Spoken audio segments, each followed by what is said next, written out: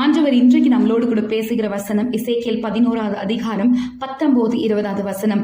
அவர்கள் என் கட்டளையின்படி நடந்து என் நியாயங்களை கை கொண்டு அவைகளின்படி செய்ய நான் அவர்களுக்கு ஏக இருதயத்தை தந்து அவர்கள் உள்ளத்தில் புதிய ஆவியை கொடுத்து கல்லான இருதயத்தை அவர்கள் மாம்சத்தில் இருந்து எடுத்து போட்டு சதையான இருதயத்தை அவர்களுக்கு அருளுவேன்.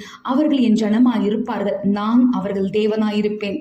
ஆண்டவர் ஒரு புதிய உடன்படிக்கையின் வசனத்தை இங்க சொல்கிறார். சிறைப்பட்டு போன இஸ்ரவேல் ஜனத்துக்கு ஆண்டவர் ஒரு நம்பிக்கையின் தீர்க்க தரிசன வார்த்தையாய் எசேக்கியேல் தீர்க்க தரிசனத்துல உரைத்த வசனங்கள் தானே இந்த வார்த்தைகள். இதே வசனத்தை தான் ஆண்டவர் நம்மளோடு கூட பேசுகிறார். ஒருவேளை ஆண்டவரோட கட்டளைகளும் நியாயங்களும் கை கொள்ள நம்ம பலவீனரா இருப்போம்னா ஆண்டவர் இடத்துல இதை ஒரு ஜெபமா எடுக்கணும். ஆண்டவரே, எனக்கு ஒரு புதிய ஆவியை கொடும், என் கல்லான இருதயத்தை எடுத்து போட்டு சதையான ஒரு இருதயத்தை கொடுங்கப்பா, அந்த ஏக இருதயத்தின் படி உங்களுடைய கட்டளைகளும் நியாயங்களும் கை கொள்ளுவேன்ப்பா, அப்ப நான் உங்க பிள்ளையா மாறுவேன்னு நீங்க ஒரு ஜெபத்தை ஏறெடுங்க.